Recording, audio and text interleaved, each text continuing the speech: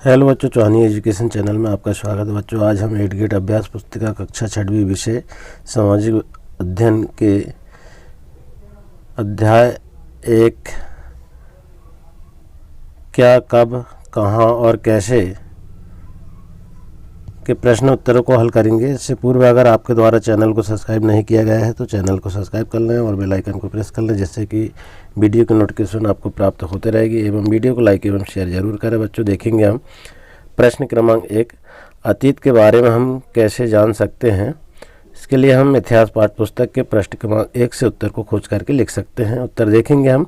अतीत के बारे में हम पुस्तकों, अभिलेखों, पुरातत्व वस्तुओं, चित्रकारी, पांडुलिपियों आदि से जान सकते हैं। इस प्रकार से इसके उत्तर को लिख देंगे। इसके बाद देखेंगे प्रश्न क्रमांक 2, हमें वर्तमान की घटनाओं की जानकारी किन किन साधनों से प्राप्त होती है। इसके लिए भी इतिहास पाठ्य पुस्तक के प्रश्न क्रमांक 1 से उत्तर को खोज करके लिख सकते हैं। उत्तर देखेंगे, हमें वर्तमान की घटनाओं की जानकारी रेडियो, अखबार, दूरदर्शन, पत्रिकाओं आदि साधनों से प्राप्त होती है। इस प्रकार से इसके उत्तर को लिख देंगे। इसके बाद प्रश्न तीसरा देखिए, पांडुलिपि से क्या आशय है। प्राचीन काल में पांडुलिपियाँ किस प्रकार लिखी जाती थी। इसके लिए भी इतिहास पाठ्य पुस्तक के प्रश्न क्रमांक 4 से उत्तर को खोज करके हम लिख सकते हैं। उत्तर देखेंगे, जो पुस्तकें हाथ से लिखी जाती थी उन्हें पांडुलिपि कहा जाता था। ये पांडुलिपियों ताड़पत्रों अथवा भुर्ज नामक पेड़ की छाल से बने भोजपत्रों पर लिखी जाती थी। इस प्रकार से इसके उत्तर को लिख देंगे। इसके बाद देखेंगे प्रश्न 4, शिलालेख एवं अभिलेख में क्या अंतर होता है। इतिहास पाठ्य पुस्तक के प्रश्न क्रमांक 5 से इसके उत्तर को हम खोज करके लिख सकते हैं। उत्तर देखेंगे हम, किसी पत्थर या चट्टान पर खोदी गई लिखित रचना को शिलालेख कहते हैं, जबकि पत्थर अथवा धातु जैसी अपेक्षाकृत कठोर सतहों पर उत्कीर्ण लेख को अभिलेख कहते हैं। इस प्रकार से इसके उत्तर को लिख देंगे। इसके बाद देखेंगे प्रश्न क्रमांक 5, प्राचीन काल में लोग यात्रा किस प्रकार व क्यों करते थे। इसके लिए भी इतिहास पाठ्य पुस्तक के प्रश्न क्रमांक 3 से उत्तर को खोज करके हम लिख सकते हैं।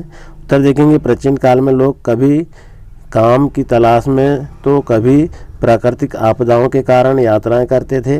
वे अपनी यात्राएं ऊंट, घोड़े अथवा पैदल चलकर ही करते थे। इसके बाद देखेंगे प्रश्न क्रमांक 6, सहायक नदी किसे कहते हैं। गंगा की सहायक नदियों के नाम लिखिए। इसके लिए भी इतिहास पाठ्य पुस्तक के प्रश्न क्रमांक 3 से उत्तर को खोज करके हम लिख सकते हैं। उत्तर देखेंगे, जो नदी एक बड़ी नदी में मिल जाती है उसे सहायक नदी कहते हैं। गंगा की सहायक नदियां हैं यमुना, सोन, घाघरा और कोसी नदी।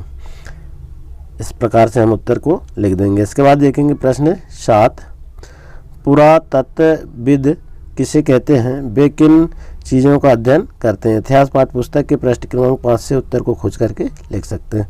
उत्तर देखेंगे हम, अतीत में बनी और प्रयोग में नई लाई गई वस्तुओं का अध्ययन करने वाला व्यक्ति पुरातत्वविद कहलाता है। पुरातत्वविद पत्थर और ईंट से बनी इमारतों के अवशेषों, चित्र तथा मूर्तियों का अध्ययन करते हैं।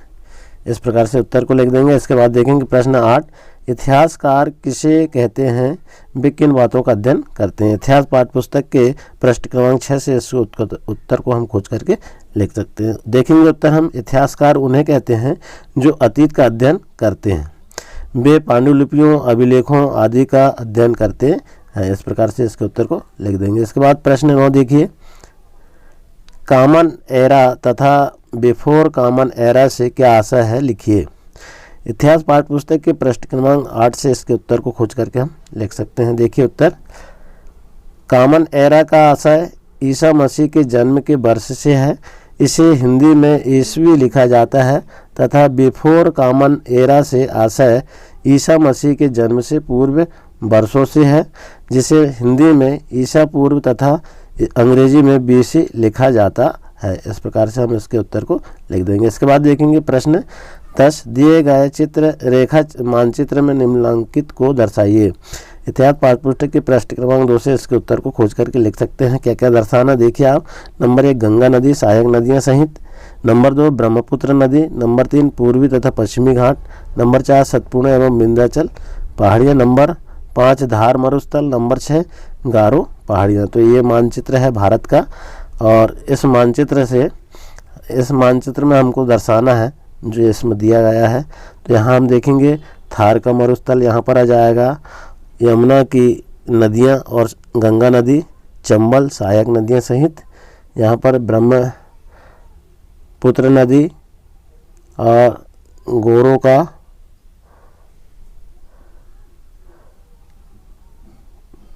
पोताश्रय, पूर्वी घाट, पश्चिमी घाट,